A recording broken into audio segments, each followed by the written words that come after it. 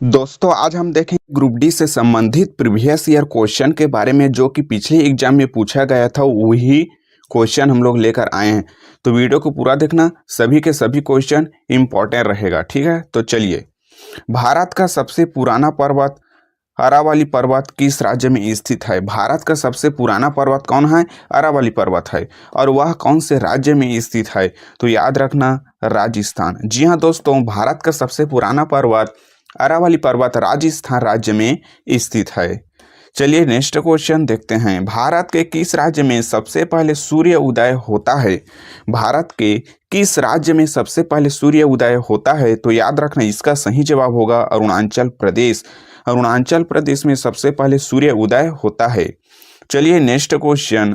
भारत के किस राज्य को 7 सागरों का देश कहा जाता है? भारत के कौन से राज्य को 7 सागरों का देश कहा जाता है? तो याद रखना, इसका सही जवाब होगा केरल। जी हाँ दोस्तों, केरल को 7 राज्यों का जो है देश कहते हैं। दोस्तों ये आईएमपी यानी कि मोस्ट इंपॉर्टेंट क्वेश्चन है, इसको आप लोग नोट में जरूर रखना। चलिए नेक्स्ट क्वेश्चन। भारत का सबसे बड़ा मैदान कौन सा है? भारत का सबसे बड़ा मैदान कौन है? तो याद रखना, इसका सही जवाब होगा गंगा का मैदान। गंगा का मैदान जो है भारत का सबसे बड़ा मैदान है।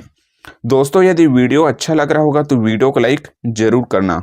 और हाँ, यदि इनमें से किसी भी क्वेश्चन का आंसर यदि आपको पता रहेगा तो हमें कमेंट में जरूर बताना। चलिए, भारत के किस राज्य में सर्वाधिक केसर का उत्पादन होता है?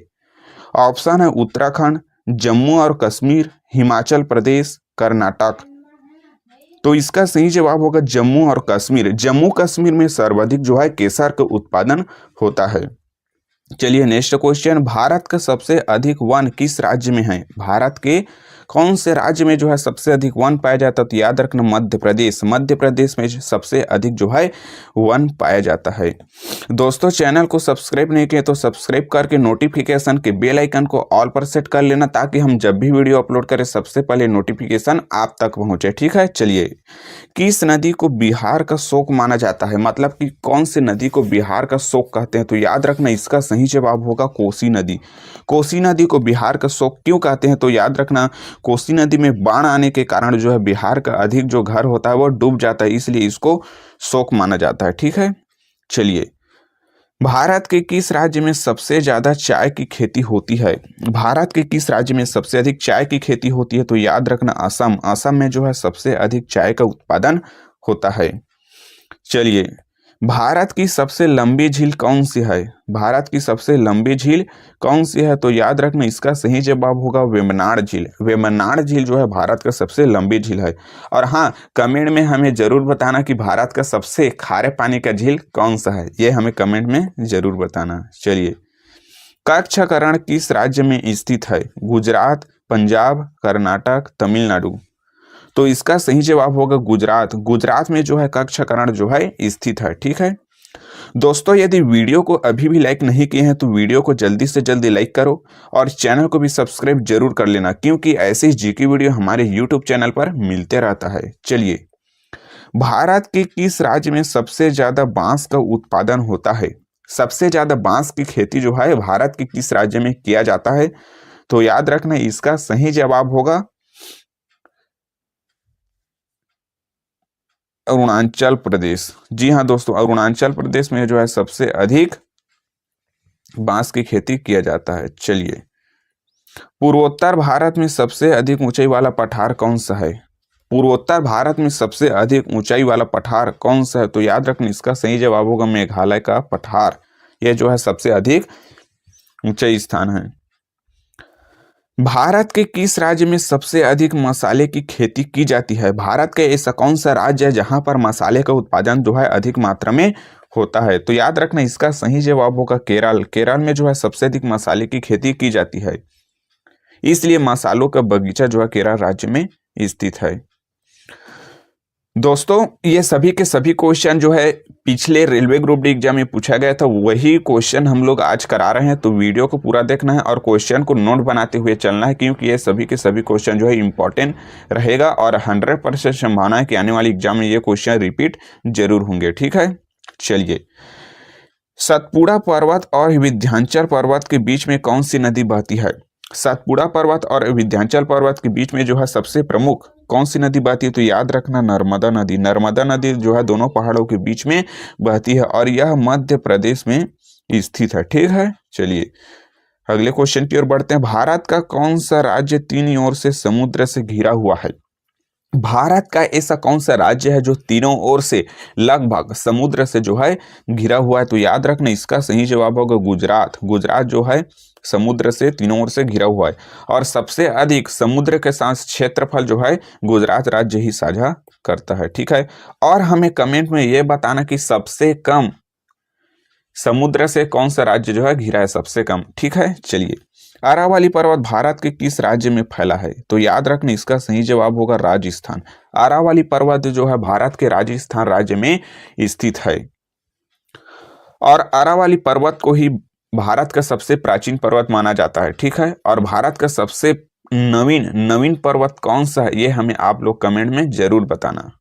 चलिए अगले क्वेश्चन की ओर बढ़ते हैं। भारत में सबसे बड़ी खारे पानी का झील कौन सा झील है? भारत में सबसे बड़ा खारे पानी का झील कौन सा है? तो याद रखना इसका सही जवाब होगा चिल्का झील। चिल्का झील जो है सबसे बड़े खारे पानी का झील है और यह उड़ीसा राज्य में स्थित है। ठीक है, चलिए अगले क्वेश्चन। नाथुला दर्रा भारत को और अन्य किसी देश से जोड़ता है? नाथुला दर्रा जो है भारत को अन्य और कौन से देश से जोड़ता है? तो याद रखना इसका सही जवाब होगा चीन। भारत को चीन से जोड़ने वाली दर्रा को हम लोग नाथुला दर्रा कहते हैं। ये इंपॉर्टेंट क्वेश्चन, इसको भी याद रखना क्योंकि पिछले 2 एग्जाम में ये क्वेश्चन जो है रिपीट हुए थे, तो 100% संभावना बन जाती है कि आने वाली एग्जाम में भी ये क्वेश्चन रिपीट जरूर होंगे। ठीक है, गंगा नदी का उद्गम स्थल कहाँ से माना जाता है?